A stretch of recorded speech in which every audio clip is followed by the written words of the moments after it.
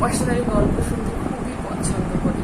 তো প্রায় দেখা যায় বইয়ে বা মুভি থেকে বা বিভিন্ন আর্টিকেল থেকে, বাইরের দেশে হোক যে কোনো দেশে হোক, আমি খুব পছন্দ করি গল্প শুনতে। তো আমার কাছে মনে হলো যে হয়তো আমার মতো এরকম অনেকেই আছে যারা গল্প শুনতে খুবই পছন্দ করে। তো কেননা তাদের জন্য আমি যে গল্পগুলো জানি অলরেডি বা শুনেছি সেগুলো তাদেরকে শোনাই। তো আমি যে গল্পটা আজকে শোনাতে যাচ্ছি সেটা হচ্ছে ডিজনিল্যান্ড নিয়ে। আশা করি সবাই ডিজনিল্যান্ড সম্পর্কে জানে কম বেশি। ডিজনিল্যান্ডের প্রতিষ্ঠাতা হচ্ছে ওয়াল্ট ডিজনি। তো আশা করি গল্পটা সবার ভালো লাগবে।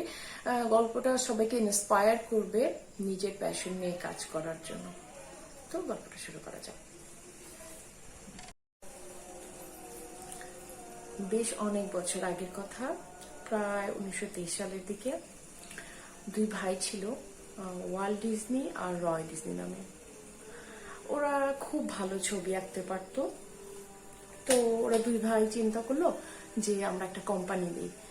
তো মানুষজন এসে মানে একটা ছোট একটা অফিসের মতো দিবে দুই ভাই মিলে। তো বিভিন্ন কোম্পানি থেকে মানুষজন এসে ওদের কাছ থেকে ছবি আঁকিয়ে নিবে বা আস্তে ধীরে হয়তো অ্যানিমেশনও করাবে, ছোটখাটো একটা প্ল্যান। তো ওরা দুই ভাই মিলে লস এঞ্জেলেসে একটা অফিস নিল, ছোটখাটো একটা অফিস নিজেদের মতো করে, মানে যাতে নিজেদের প্যাশনটা ফলো করা যায় এরকম একটা চিন্তা ভাবনা।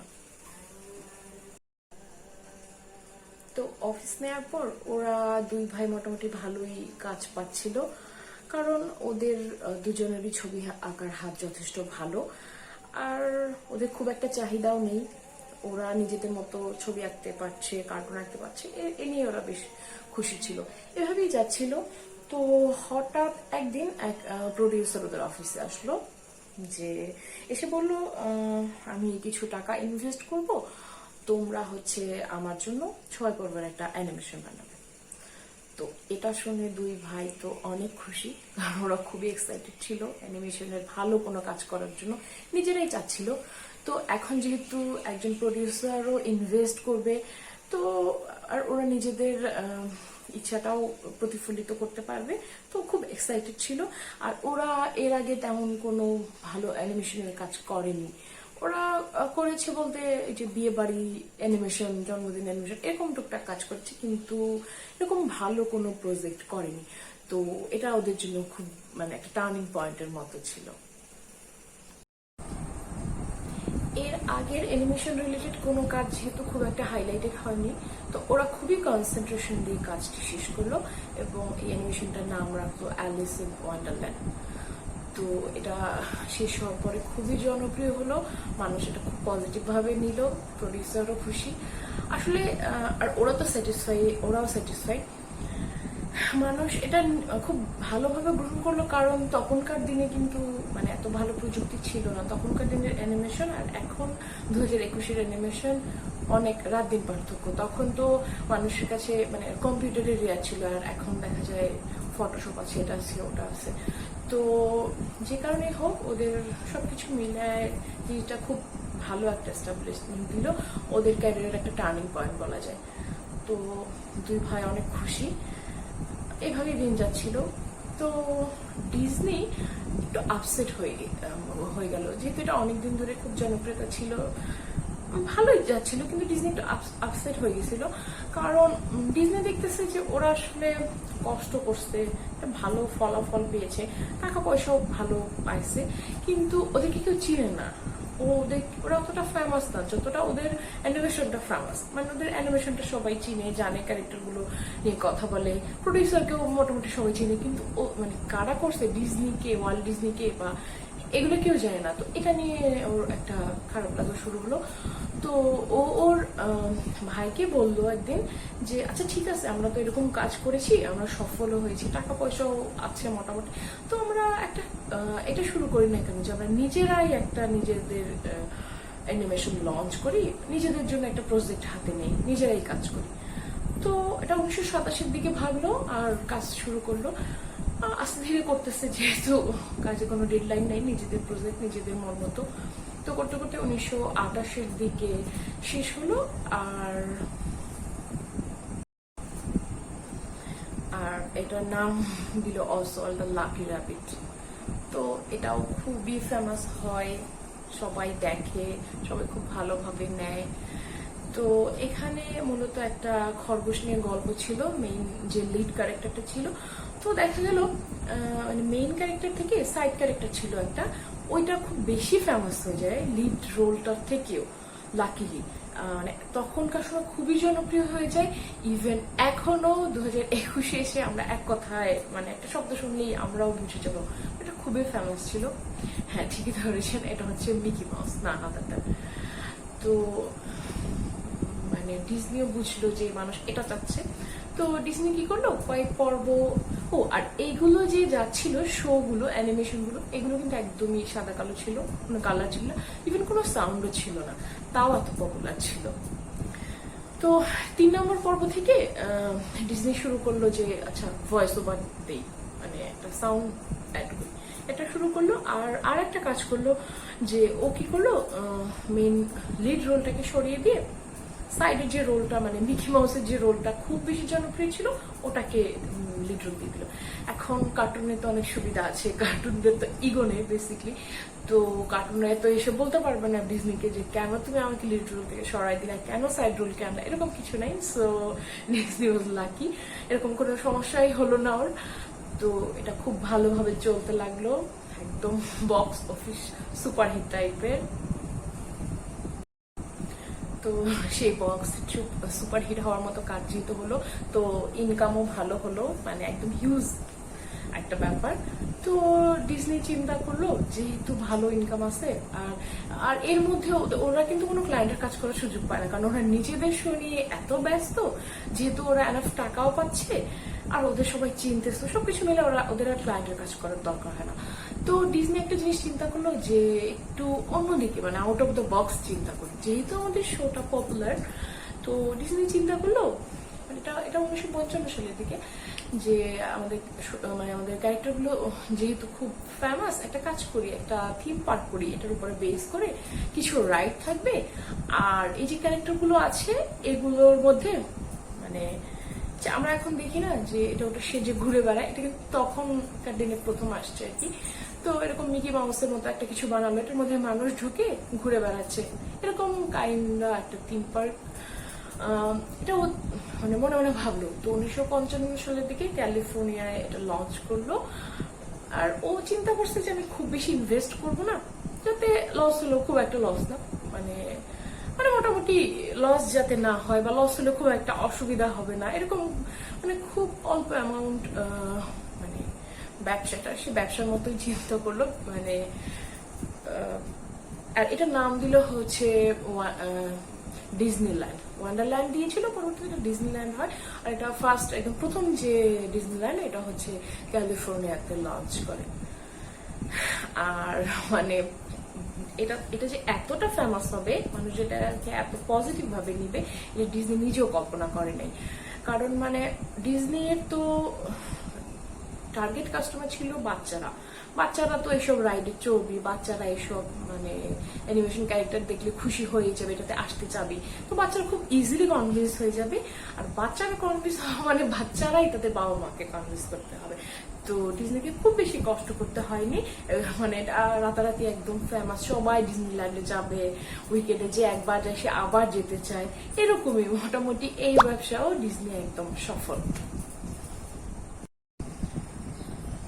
ওয়ার্ল্ড ডিজনি একদম প্রত্যেকদিন ডিজনিল্যান্ডে যায়, তদন্তি করে সবকিছু, মানে নতুন নতুন প্রবলেম খোঁজার চেষ্টা করে যে কোথায় কি প্রবলেম হচ্ছে।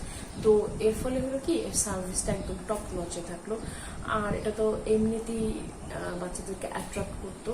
তো দেখা গেল যে 1 বছরের মধ্যেই মানে এটা ওয়ার্ল্ডের যত থিম পার্ক ছিল সবগুলোকে কমপ্লিট করে একদম নাম্বার 1 ফেমাস হয়ে গেল। তো ডিজনি এখন চিন্তা করলো যে আচ্ছা ঠিক আছে, তাহলে সেকেন্ড ডিজনিল্যান্ড লঞ্চ করি। তো আনফর্চুনেটলি সেকেন্ড ডিজনিল্যান্ড লঞ্চ করার আগেই ওয়াল্ট ডিজনি মারা যায়। বাট ডিজনি তো আসলে থেমে থাকেনি, মানে ডিজনি যে বিজনেস যে কোম্পানিটা মানে ওটা তো আসলে থেমে থাকেনি, ওটা চলতেছে। তো দ্বিতীয়টা হলো, দ্বিতীয়টা আরো বেশি অ্যামেজিং ছিল, কারণ মানে ডিজনিল্যান্ডের দ্বিতীয় ডিজনিল্যান্ড আরো অ্যামেজিং ছিল, কারণ হচ্ছে যে এটা হচ্ছে একটু রেসিডেন্সিয়াল টাইপের, মানুষ থাকতে পারে, নাইট স্টে করতে পারে, এটা আরো কমফোর্টেবল, মানুষ বেশি সময় হচ্ছে ক্যারেক্টারগুলোকে দেখতেছে, রাইডে চলতেছে, তো রাতে থাকতেছে, খাবার বিজনেসটা মানে খাবার খাইতেই হইতেছে, সো ফুড বিজনেসটা কিন্তু দাঁড়ায় গেল। তারপর হচ্ছে মানুষ মুভি শো দেখতে শুরু করলো, রাতে থাকতেছে, নাইট শো হইতেছে, তো মানে একটা হিউজ ইনকাম সোর্স হয়ে গেল ফুড বিজনেস দিয়ে হলো। তারপর হচ্ছে এই যে বাচ্চাদের যেসব সামগ্রী থাকে এগুলো লঞ্চ করলো, সবকিছু ওই কার্টুন ক্যারেক্টার গুলোকে মানে মাথায় রেখে, তো একদম মানে ফেমাসের সাথে মানে ওরা যেহেতু কোয়ালিটিটাকে ধরে রেখেছে, সো মানে এটা লং রানে অনেকদিন মানে ভালো ছিল। তো এরপর ওরা চিন্তা করলো কি, মানে ডিজনি কোম্পানিটা চিন্তা করলো যে এখন আমরা আসলে আমেরিকার বাইরে গিয়ে কিছু করার চেষ্টা করি। তো ওরা আমেরিকার বাইরে গিয়ে প্যারিসে একটা ডিজনিল্যান্ড দেওয়ার চিন্তা করলো। তো এটা 90-এর পরে তো দিল। তো প্যারিসে একটা ডিজনিল্যান্ড দিল। তো যেদিন এটা ওপেনিং ছিল ওই দিনই 3 মিলিয়ন মানুষ এটাকে ভিজিট করছে। Can you even imagine? তো এটা আরো মানে পিছনে আর ফিরে তাকাতেই হয় নাই। হিউজ ইনকাম, হিউজ বিজনেস, মার্চেন্টও চলতেছে, সবকিছু চলতেছে, ফুড বিজনেস চলতেছে। তো ওরা চিন্তা করলো কি যে আচ্ছা ঠিক আছে, যেহেতু এরকম চলতেছে, আর ওরা তো অলওয়েজই ওদের সার্ভিসটা ভালো প্রোভাইড করতেছিল, এন্টারটেইনিং ছিল, যেহেতু বাচ্চারা তো এসব জিনিস বড় হয় না, আর বাচ্চারা চাইলে মানে প্যারেন্টসদের এটা এফোর্ড করতেই হয়। তো দেখা গেল ওরা আরেকটা চিন্তা করলো যে আচ্ছা ঠিক আছে, এখন এই ডিজনি ল্যান্ডটাকে নিয়ে একটা ক্রুজ শিপ করা যায় কিনা। তোরা ওই সেম থিম পার্কটা রেখে একটা ক্রুজ শিপ লঞ্চ করার পর এটাও সফল, কারণ এটাও বাচ্চাদের কাছে অনেক এন্টারটেইনিং। ওরা যে ক্যারেক্টারগুলো টিভিতে দেখতো, সো ওই ক্যারেক্টারগুলোর সাথে ওরা থাকতে পারতেছে, তাও আটলান্টিকে জাহাজের মধ্যে। এটা ওদের কাছে আরো অ্যামেজিং লাগতে শুরু করলো। 7 দিনের একটা ক্রুজ শিপ এরকম হতো। এটাও একদম ব্যবসা সফল বলা যায়। তো ডিজনির আর একটা চমক হলো, ডিজনি চ্যানেল লঞ্চ করলো নিজেদের। আগে তো অন্য চ্যানেলে নিজেদের শো যেত, এখন নিজেরাই একটা চ্যানেল লঞ্চ করলো। তো ওদের কাছে যেহেতু এত কন্টেন্টও নাই যে 24 আওয়ার্স একটা চ্যানেলকে ব্রডকাস্ট করতে পারবে, আর ওরা যেহেতু সার্ভিসে একদমই ছাড় দিবে না, ওদের মানে একদম টপ কন্টেন্ট দিতে হবে, তো সেক্ষেত্রে ওরা করলো কি 24 ঘন্টা ব্রডকাস্ট না করে 16 ঘন্টা ব্রডকাস্টিং শুরু করলো শুরুর দিকে। তারপর আস্তে ধীরে নতুন শো লঞ্চ করলো, আরো character, cartoon, animation etcetera etcetera. তো এভাবে 24 আওয়ার্স ওদের চ্যানেল ব্রডকাস্ট হতে লাগলো। এটাও জনপ্রিয়, এখান থেকে হিউজ বিজনেস। তো এভাবে আস্তে ধীরে চলতে থাকলো। 2000 সাল চলে আসলো। তো 2000 সালে ডিজনির প্রেসিডেন্ট হলো বব আইগার। উনি আসলে ডিজনির প্রেসিডেন্ট হিসেবে নতুন, বাট ডিজনির সাথে সে নতুন না, কারণ সে এর আগে ডিজনিতে সিইও ছিল। তো উনি প্রেসিডেন্ট হওয়ার পরে ডিজনি যেটা শুরু করলো, ওনার বেসিকলি চিন্তা ভাবনা হলো যে পৃথিবীতে মানে যেসব টপ ক্লাস মিডিয়া আছে তার মধ্যে ডিজনি যাতে কম্পিট করতে পারে এরকম। সো উনি 2000 থেকে প্রায় 2020 সাল 21 সাল মানে এই 20-21 বছর এরকম এই বছরগুলোতে উনি একদম ইচ্ছে ওপেনের মতো ধুমায় শপিং করতে শুরু করলো, যেসব ছোটখাটো চ্যানেল, বিজনেস কোম্পানি যা কিছু আছে কেনা শুরু করলো। 2006 তো ডিজনি সেই মহা শপিং চলতেছে। এর মধ্যে 2006 দিকে পিৎজা কেনা হলো, 9 দিকে হচ্ছে মার্বেল কিনে ফেললো ওরা।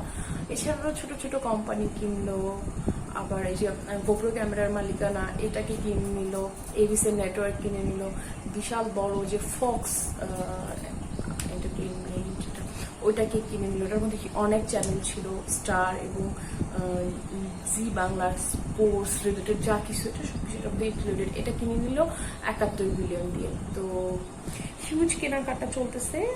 বেসিকলি বব আইগারের যেটা মানে টার্গেট, এটা হচ্ছে যে ওয়ার্ল্ডের মধ্যে টপ থাকতে হবে ডিজনি কোম্পানিকে। আগে তো শুধু অ্যানিমেশন মুভি এগুলো দিয়েছিল, বাট এখন বিজনেস হিসেবে থাকতে হবে টপের মধ্যে। তো এভাবে এখনো চলতেছে ডিজনি। সেই ছোট্ট একটা অফিস রুম থেকে, মানে দুই ভাইয়ের ওয়াল্ট ডিজনি, রয় ডিজনি, সেই ছোট্ট লস অ্যাঞ্জেলেসের অফিস থেকে এখন ডিজনি বিশাল একটা কিংডম হয়ে গেছে। মানে হিউজ সফলতা। ওরা কিন্তু খুব বেশি কিছু চায়নি শুরুতে, অনেক টাকা হবে। তবে মানে ওয়ার্ল্ট ডিজনির পার্সোনাল লাইফ যেরকম, উনি কিন্তু কখনোই খুব বেশি টাকা পয়সাও চায় নাই। খুব ল্যাভিশ লাইফ লিড করেছে তাও না, উনি নতুন নতুন আইডিয়াগুলোতে মানে বিজনেস আইডিয়া হিসেবে টার্গেট করেছে, অডিয়েন্সের চাহিদাটাকে বুঝেছে, সার্ভিস ভালো দেওয়ার চেষ্টা করেছে, তো সফল হয়েছে। তো এটাই ছিল আজকের গল্প। আমি আসলে তো প্রফেশনাল স্টোরি টেলার না, তো আমি অবভিয়াসলি প্রফেশনাল স্টোরি টেলার না, নিজের ভালো লাগা থেকে এটা শুরু করেছি। যদি আপনাদের ভালো লাগে আমাকে অবশ্যই কমেন্ট করে জানাবেন, আর আমার চ্যানেলটাকে সাবস্ক্রাইব করবেন, আমার জন্য অনেক দোয়া করবেন, আর ভুল ত্রুটি মাফ করে দিবেন। আমি আমার বেস্ট চেষ্টা করেছি। প্লিজ আমার চ্যানেলটাকে সাবস্ক্রাইব করবেন। আল্লাহ হাফেজ।